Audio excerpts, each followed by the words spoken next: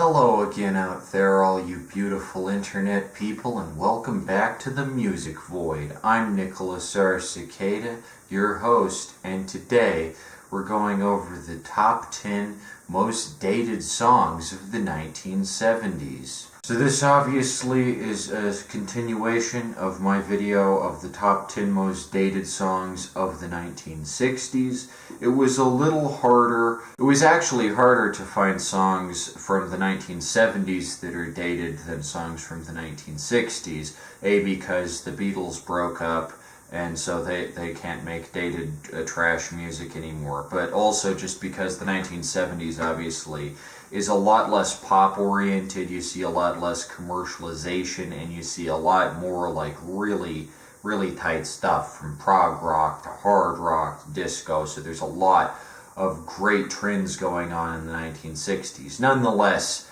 I was able to find some dated garbage that hopefully some of these you haven't heard before, but if you haven't, I wouldn't recommend listening to them because they're not very good. This isn't a worst songs of the 1970s list. These are simply songs that are extremely dated and would not be made today, either because of their subject matter, their production style, or any number of other factors. They just wouldn't come out today or get popular today, and nobody would be listening to them if they came out right now. With all that said, let's get right into my exciting findings as we count down the 10 most dated songs of the 1970s.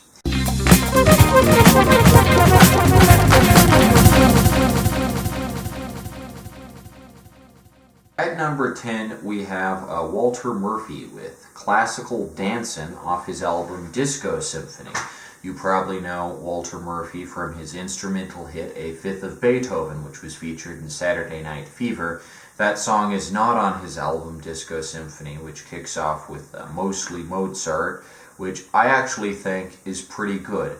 It's a pretty good little follow-up to A Fifth of Beethoven. It doesn't have that same infectious fucking groove, and you can't really see John Travolta dancing to it, but for what it's worth, I think Mostly Mozart is pretty good.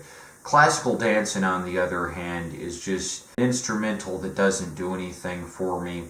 I'm not even sure if it's based on any particular classical piece, or if it just professes to contain certain motifs of various classical pieces from across the classical era. But you can tell at this point that Walter Murphy had kind of run out of ideas. He was just tossing stuff at the wall to see what stuck. And I like a lot of disco. There are a lot of disco songs that like really get me going. But this is just kind of an example of using your one trick too many times and it gets old and stale, and it's like Walter Murphy should have just made a new song, but he kept relying on classical pieces and trying to like merge disco and classical music in this really bizarre way. And of course, I mean, he's the best at what he does, and obviously classical music does have kind of an influence on disco, kind of a place in that sound, and I understand that, but I just don't see anything in Classical Dance. And listening to this piece, I'm just like, yeah, this is dated as fuck. Like, nobody would make this today. This is the part of disco that people have just kind of forgotten about. Just total filler from an album that's by Walter Murphy, and he's just trying to like incorporate everything and paint himself as this brilliant new composer. Which, you know, I mean, he's a pretty dang cool figure, and I like A Fifth of Beethoven, but this definitely isn't the song that people remember him for. It's A Fifth of Beethoven, or Mostly Mozart, and you can pop those two on any club, you'll get them jumping in no time. But most people don't know what Classical Dancing is, and I don't really like Classical Dancing, but it's at number 10. All things considered, it's not that bad. You just wouldn't see it today. Alright, at number 9, we got Sunshine Day by the Brady Bunch. Boy oh boy, do you want just the most cloying garbage? Well, here it is. You might be saying, well, Nick, that's cheating. This is from a TV show. It's not even a real song. But it was released on an album. It was hyped up to hell. Wow, the Brady Bunch has a pop song now. I think it counts. Obviously, this is just a case of the Brady Bunch wanting to compete with the Partridge Family, except whereas the Partridge Family had like the Wrecking Crew on and these veteran session musicians to really like refine each Partridge Family track and make sure that everyone was just like a seamless jam front to back. You know, it's not even really the Partridge Family singing on those songs for the most part. As far as I can tell, with Sunshine Day, it is literally all six of the Brady Bunch just like singing this crappy song that is not very good. And yeah, as far as I can tell, it's them. It's not like a fake voiceover or anything. It's not like a 26-year-old master vocalist singing over fucking Greg Brady. It's like actually Greg Brady, so it's like, what even is this, you know? Add to that the song, the main riff of it is like a total ripoff of the Sesame Street theme. And I have to assume it is, right? Like the Sesame Street theme predates Sunshine Day, because Sesame Street came out in like 1969, and this didn't come out till 1972, so like, yeah, it's just a total ripoff of the Sesame Street theme. It's like the most obvious plagiarism, and yet somehow the Brady Bunch were just able to get away with that, just ripping off Sesame Street. Gosh dang. Anyway, yeah, Sunshine Day is real poppy trash. It's real sitcom sleaze. It's real corny, goofy nonsense. And I can't say the world would be any worse off if the Brady Bunch had not made a foray into music. Nobody really needed this, because unlike the Partridge Family, the Brady Bunch is not even a music-themed sitcom, so whoever's idea it was to have the Brady Bunch singing about the sunshine and how great it is to go out on the Sunshine Day, you know, just like, what were you thinking? This isn't a very good song, and again, would not be made today. At number 8, we have Barry Manilow with Copacabana from 1978. This is a terrible song. You probably saw Barry Manilow coming a mile away. He's well known for making all the songs that you listen to while you're on hold when you're trying to pay your electric bill or whatever, and they're like, hold please, and then you just wait and wait.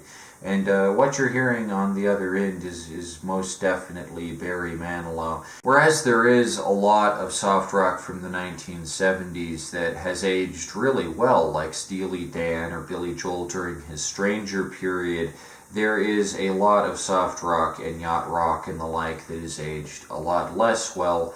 And one of these examples would be the adult contemporary stylings of Barry Manilow, who remains just as campy and corny and boring as ever, and every single Barry Manilow song is an absolute snooze fest. You have to wonder, what kind of market was it back in the 1970s that would give so much fucking credence to this guy who has no energy, no charisma? I guess he's kind of hot, but like, he's not a cool guy. Copacabana is not only insulting because it's by Barry Manilow, it's also insulting because it's an example of really piss-poor cultural appropriation. And I know that term gets thrown around a lot, but really, what else are you going to call a song that like relies so heavily on just like stealing blatantly from Latin American culture, from something cool like a bossa nova or tango, you know, and just saying, well, it's mine now, I'm Barry Manilow, and I'm going to make it into this shitty love story about this waitress who gets disillusioned in the city of dreams. It's like, it's such a dumb nonsense plot. It's so stupid. This might actually be my least favorite Barry Manilow song, just because on his other songs, at the very least, he's not appropriating Latin American culture and pretending to be Cuban and wearing this giant ridiculous zoot suit. But yeah, there really is nothing great to say about Copacabana. It's exactly what you think it is. It's Latin music without any of the punch, any of the flair, any of the excitement. Just listen to a real fucking bossa nova and don't take Barry Manilow's crap pop rendition of a genre that's actually cool. Like, you can just tell he's just taking from all this Cuban, Brazilian, and Argentinian influence and just repackaging it in this crap package, this craptastic present that he lays in front of you, and he's like, I'm Barry Manilow at the Copacabana. That is a very pathetic song, and again, one that would not be made today because it's terrible, and this is the side of the 70s that is often just ignored because, like, nobody remembers music this boring. Okay, at number 7, we got Juice Newton and Silver Spur with You Please Me. This is a really tacky country song from Juice Newton and Silver Spur off the album of the same name, and I have to say the entire album is really dated. This was the period of country that is kind of like Burt Reynolds type country, and that you can imagine any of these songs playing in a Burt Reynolds movie of the same time period, and you can also imagine like maybe Burt Reynolds making a guest vocal appearance on one of these songs. It just brings Burt Reynolds to mind really feverishly whenever you listen to one of these 70s country songs. It was a weird period for country. It's post Johnny Cash, it's past all the classics, but we have yet to see the rise of like the 2000s onward, when country is relegated to like being an oddity that's at odds with pop. So we still see like a kind of a pop country overlap. It's a strange time in the country landscape. But actually, the reason that the Juice Newton song You Please Me is dated isn't because of the terrible, sappy, romantic lyrics or anything, or the really goofy timbre of Juice Newton's voice. It's actually because country music these days sucks even more, and you'd never hear like a song with like a production value these days. We got Oliver Anthony with Richmond song now, and that's nowhere near the quality that Juice Newton was bringing back in the 70s. So we just got songs about like Richmond, Virginia, which I've never fucking been to. Where the fuck is Richmond? Is it in like the Bermuda Triangle? You know, I'm a Denverite, so I don't fucking understand country music, and I don't purport to because I'm from the fucking city. And furthermore, a city that isn't in the country, where everyone's sipping, dipping, and all that. Point being, country music has just gone down significantly since this point. So, like, you're not going to hear a country song as good as Juice Newton's You Please Me, which isn't even a high bar to cross. Like, it's a terrible song. Today's country songs are even less produced, less thought goes into them. They don't got that twang, they don't got that flavor. It's just a bunch of doofy guys just sitting around on an acoustic guitar like, you sure as fuck don't hear any women in country anymore. You don't hear like any fucking female voices. It's all just a bunch of sad, lonely Richmond residents, I guess. Yo, are you from Virginia? No, I'm from fucking Colorado. You ever hear of it? At number 6, we got Captain and Tennille with Disney Girls. You probably saw Captain and Tennille come in on here, but It Isn't Love Will Keep Us Together. I kind of happen to like that song, and I do think if it came out today, maybe it could get by. I mean, there's not too much separating Love Will Keep Us Together in something like a husband and wife duo today. I could definitely see it making its way decently up the pop charts to a certain extent. Disney Girls, on the other hand, from the Captain and Tennille album, is dated because it comes from a very bizarre point in history where Disney was seen as nostalgic. That's right, it was the 1970s, and Disney hadn't made a competent movie since like 101 Dalmatians, and that was like over 10 years ago. So of course Captain and Tennille would have seen Disney as like this long bygone era, which is not to say that any Disney movie is good. I fervently dislike all Disney movies, But it's just to say that at this point, Disney was assumed to be like a dead property. In the 1970s and 80s, nobody was watching Disney movies, and Disney made jack shit in terms of money from their movies. Like, Disneyland still made money, but they weren't making cartoons anymore, and that wouldn't change until Little Mermaid and Aladdin and all that. So for a very weird period of time, you get songs with like Captain and Tennille where they just reminisce about how great Disney movies are. They're like, oh, those bygone days when Disney ruled the world, they'll never come again because Disney has fallen off. Oh, damn it. I just wish I was around to see this period of time, because a world without Disney sounds so fucking amazing, but nobody could have ever predicted Disney's bloated resurgence into the decrepit monster we see today. So that's one reason why this song is dated, also just because this kind of really slow, boring Disney-themed ballad would not really get by today. You know, Disney would probably sue Captain and Tennille if they made this these days, just for using the name Disney in the title of a song. And also just because, like, no pop star today would really sing about, oh, I love Disney princesses. I don't really see that. You know, after Madonna, after Britney Spears, pop gets a lot more sass and a lot more edge to it. You don't really see, like, pop stars simping after the fucking Disney. That's kind of a lame move these days. So, yeah, Disney Girls is very much a dated artifact of its time. I can just see Tennille's belting this out, and Capum just sitting there, just all bored, just like... So, that's a pretty good image of the 70s there for you. Alright, at number 5, we got Silly Love Songs by Paul McCartney and Wings.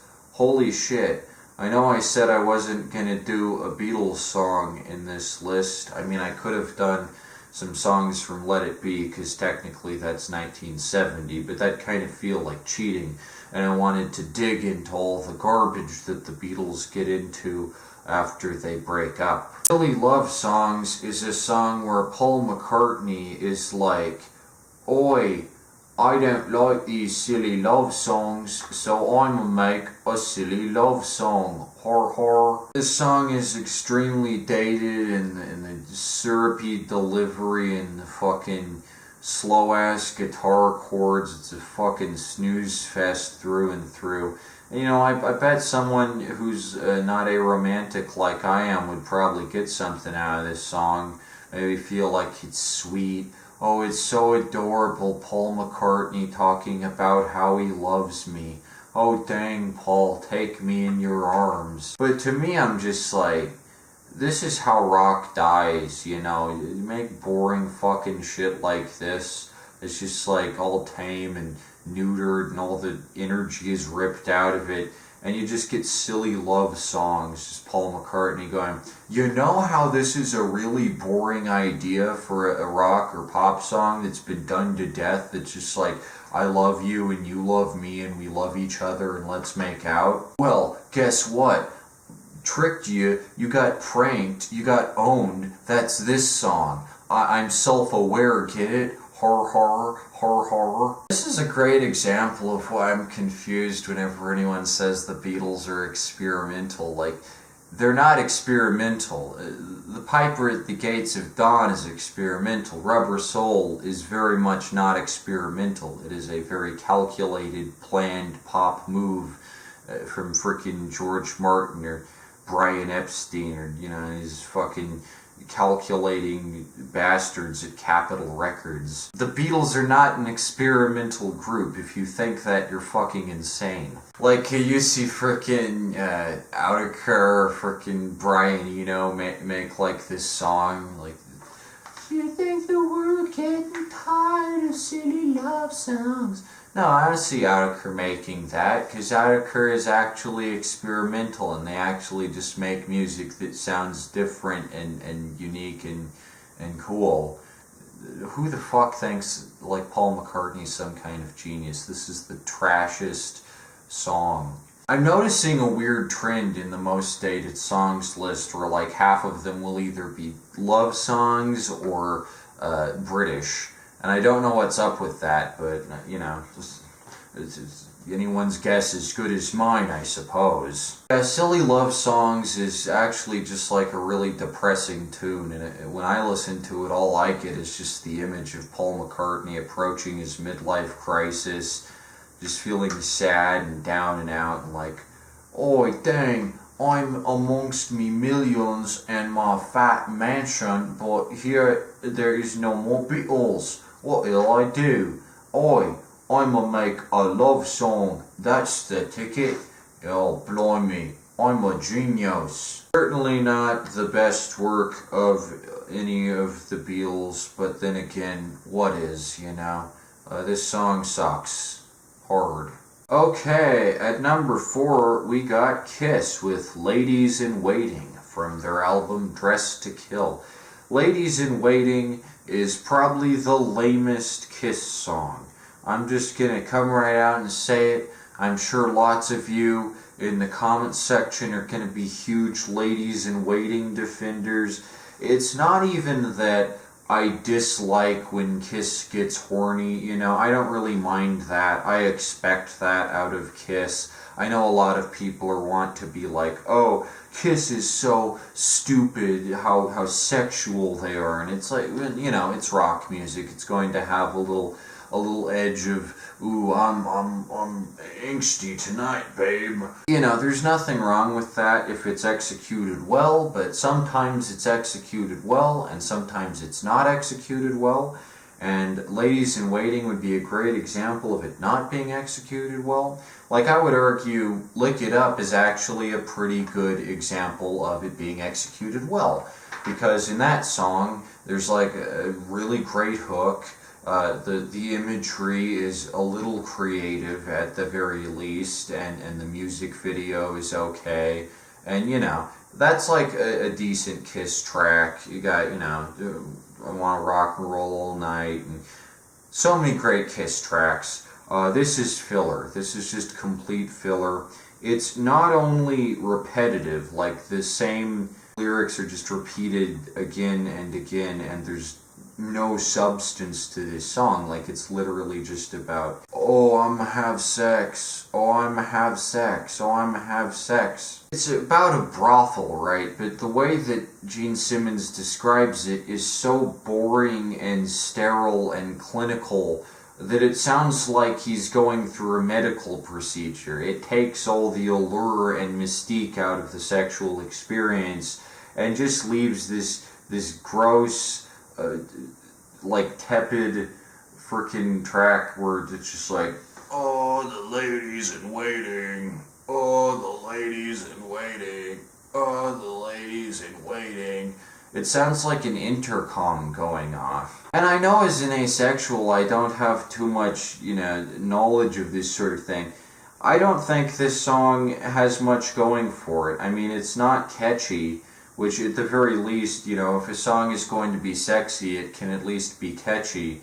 But this song is just like dumb. I don't get what this song is for. I think it's just to fill up space. It's only like 2 minutes and something, which is remarkably short for a song from the 70s. You know, the average length of a song was a lot longer back then.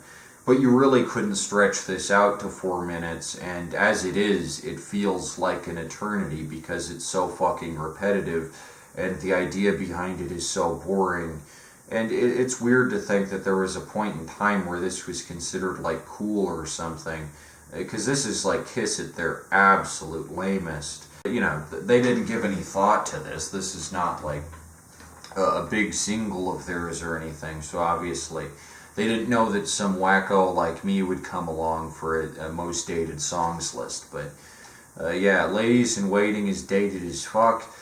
Between like AC/DC and Aerosmith and all these great hard rock and classic rock groups from the 1970s, of course Kiss would have just a couple rotten fish in the barrel, but like, there are good examples of this type song. This is just not one of them. This is the dumbest possible example of this type of song. Anyway, moving on. At number 3, we have Brown Sugar by the Rolling Stones, which I mentioned in my last video.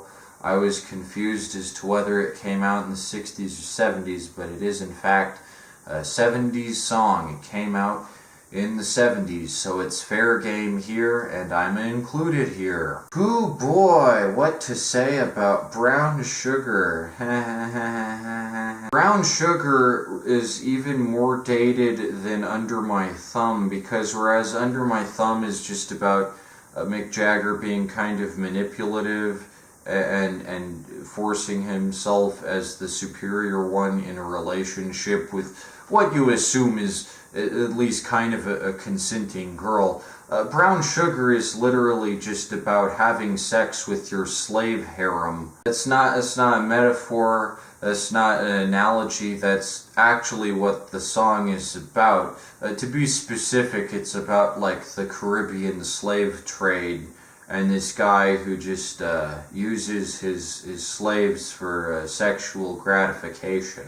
So yeah, this song is fucked up. The Rolling Stones recently pulled it from their tour. Like when they went on tour a while back, they were like, we're not going to play Brown Sugar anymore. And I'm sure there's some moron out there who's like, oh, this cancel culture is really getting out of hand. Oh, the Rolling Stones can't even play Brown Sugar anymore. If there's not rock songs anymore about having sex with your slaves, I think that's okay. I think we can kind of move past that theme in rock music.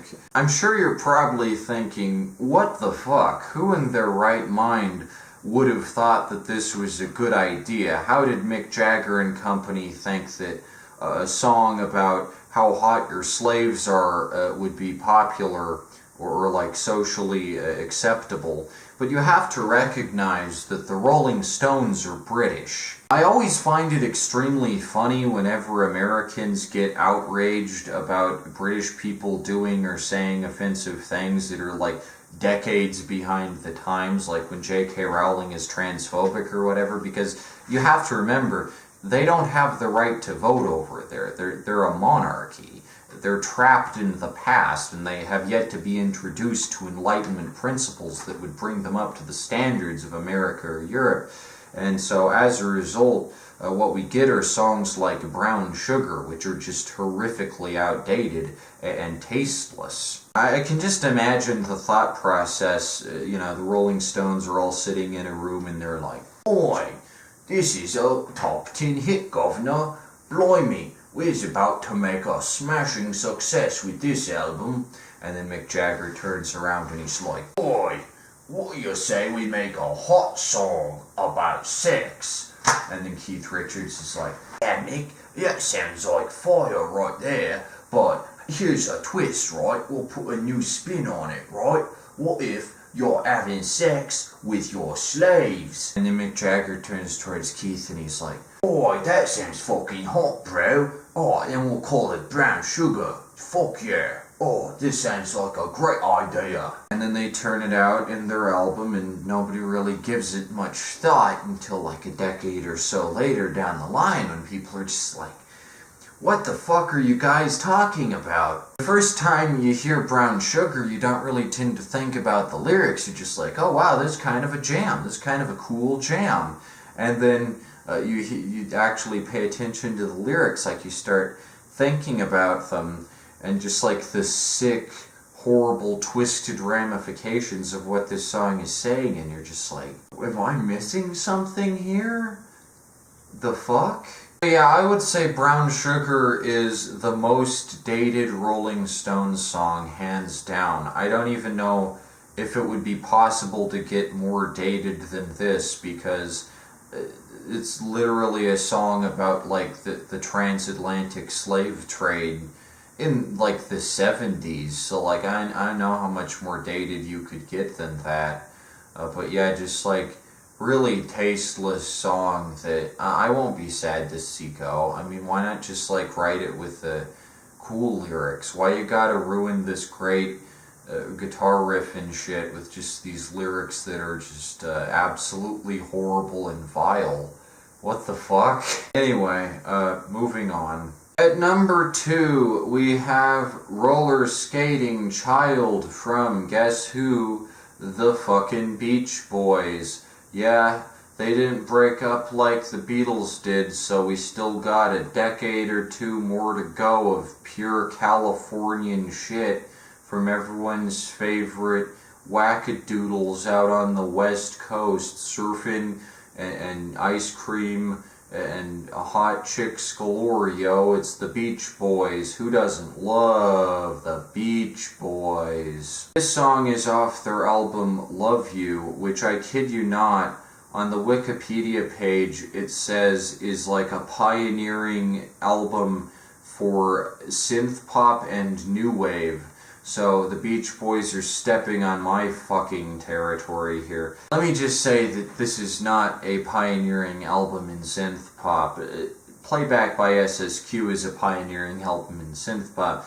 Love You is far, far from a pioneering album in synth pop. That's an insult to synth pop. I would not call this synth pop or new wave. I would argue that it's just the Beach Boys saying that electronic music is suddenly a thing, hopping on the trend. Yo, Mike, Brian, let's make a fucking electronic album, even though our style of music isn't well suited to electronic music at all. Let's just do it. That's how you get shit like the fucking Johnny Carson song, or fucking Ding Dang. There's a song called Ding Dang on this shit, and it's just absolutely the worst. That's a lie, because the absolute worst on this album is a Roller Skating Child, which is just such a gross, disgusting song. Even if it's not to be taken literally, and Brian Wilson is not talking here about an actual child. It's just gross for a 35-year-old guy to be writing sappy adolescent shit like this about, oh, my hot little roller skating girlfriend. Grow the fuck up, Brian. Become your real age and start writing songs about your wife or whatever, unless you're not married, which I'd understand because there's nothing attractive about you. You might say, oh, well, Nick, you know, Brian Wilson was given the short end of the deal. He's an underappreciated genius, and this was when the Beach Boys were less good because he was being abused by that therapist. Well, surprise. He actually had complete creative control over this album, Love You, so you get some really terrible Brian Wilson ideas on here. This was not the result of anyone except Brian Wilson. He is fully responsible for this trash. It makes complete sense, you know, being branded as this experimental genius by the media for so long obviously would have gone to Brian Wilson's head.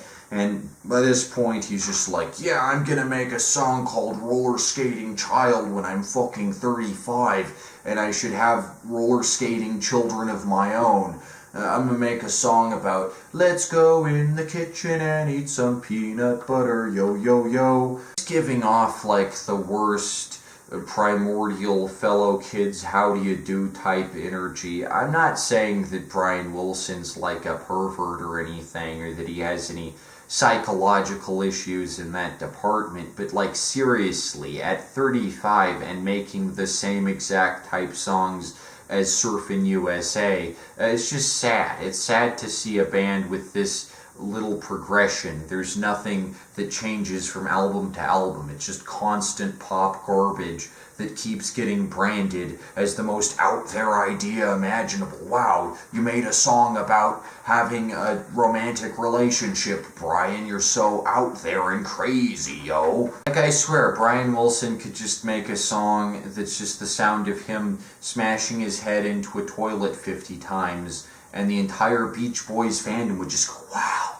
wow, Brian, you're breaking new ground here. Holy shit. Needless to say, every single song on Love You by the Beach Boys is hella dated. None of it would ever get made today, and the entire thing is just a miserable experience start to finish when you realize that all of these bozos still had careers at this point.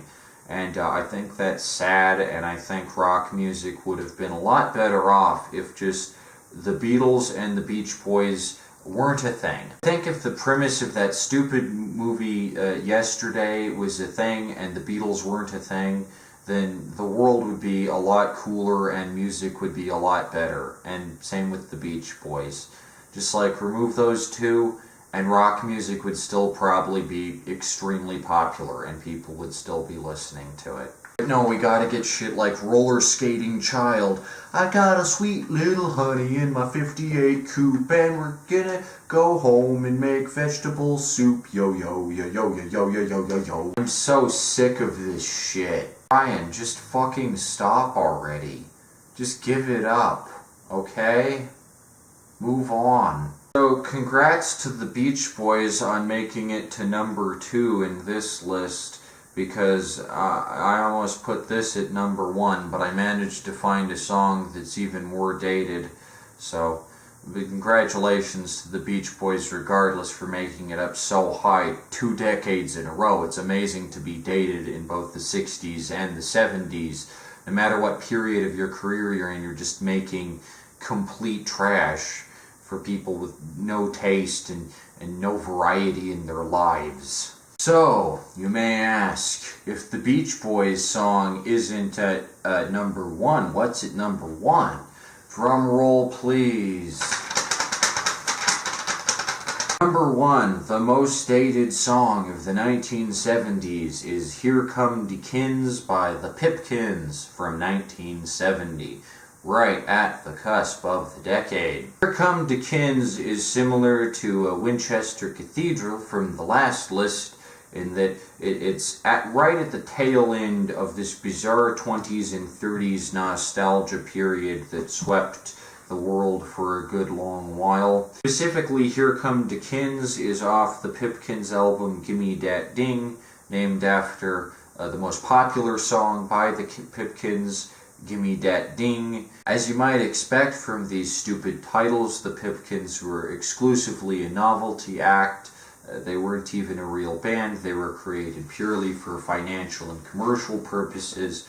And the deeper voice on this cut is Tony Burrows, who you might know from the band Edison Lighthouse, who made Love Grows Where My Rosemary Goes, one of the best pop songs of the late 1960s, like hands down. That song is fucking amazing.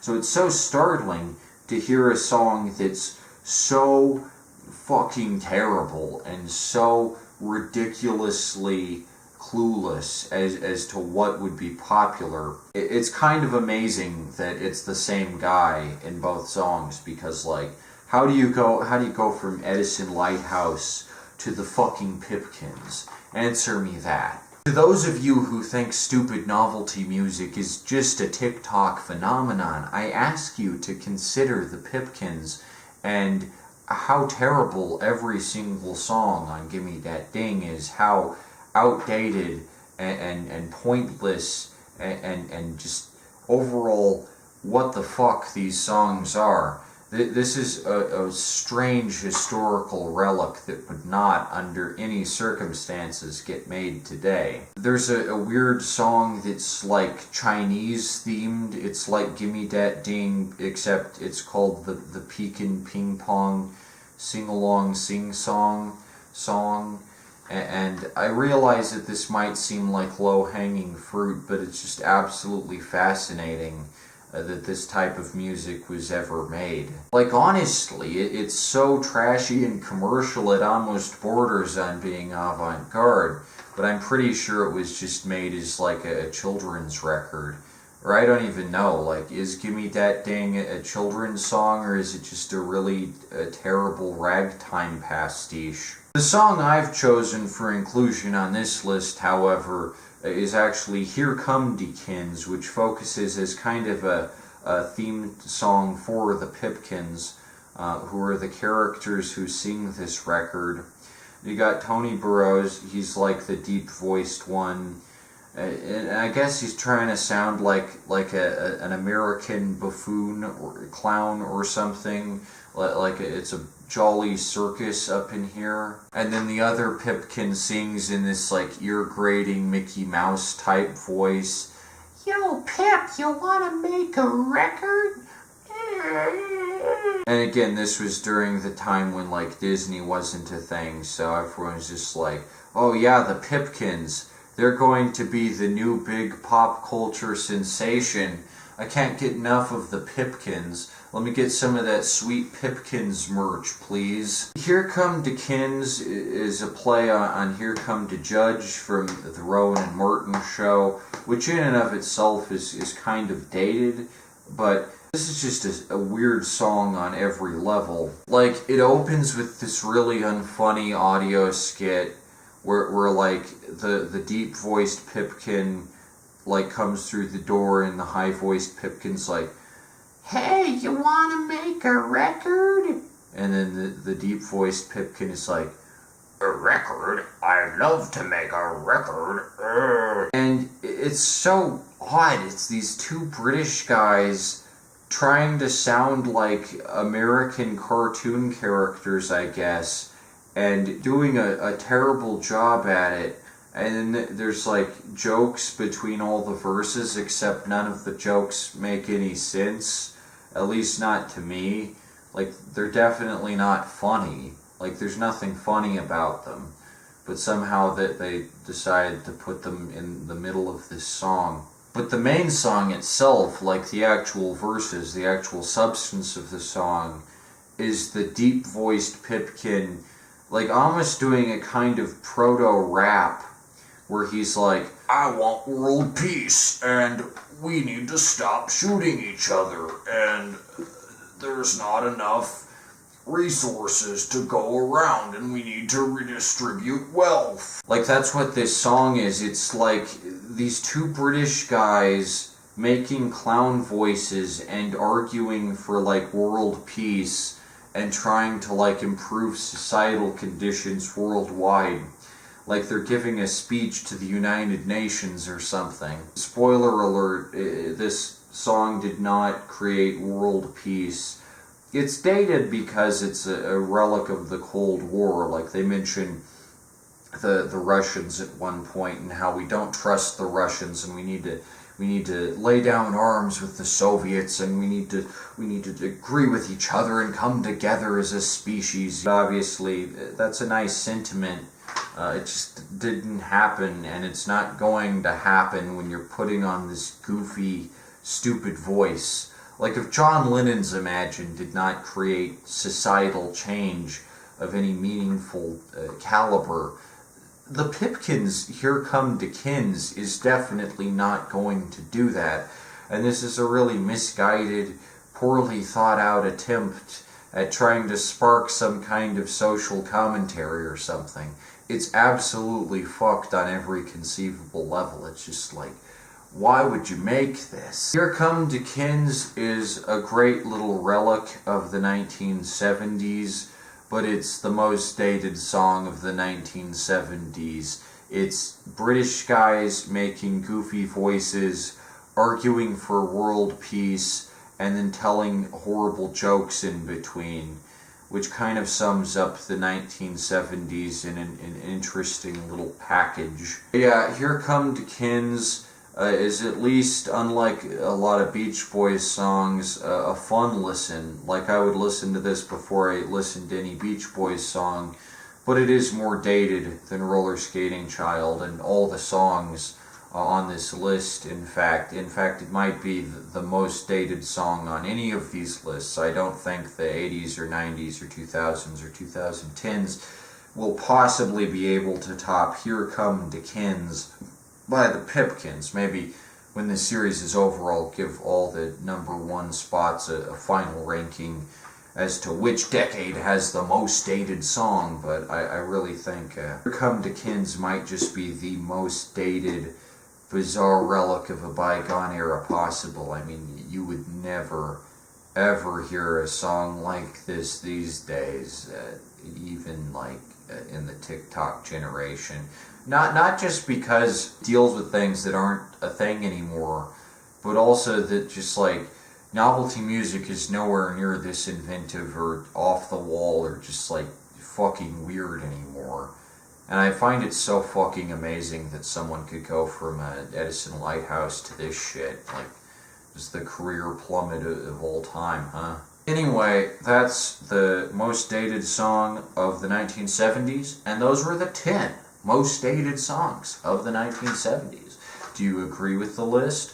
Do you not agree with the list? Let me know why down in the comments below. I'm having a lot of fun with this series, digging up all these rotten apples out of the landfill for inspection, and I hope you're enjoying it too. Next up, it's going to be the most dated songs of the 80s, so stay tuned for that.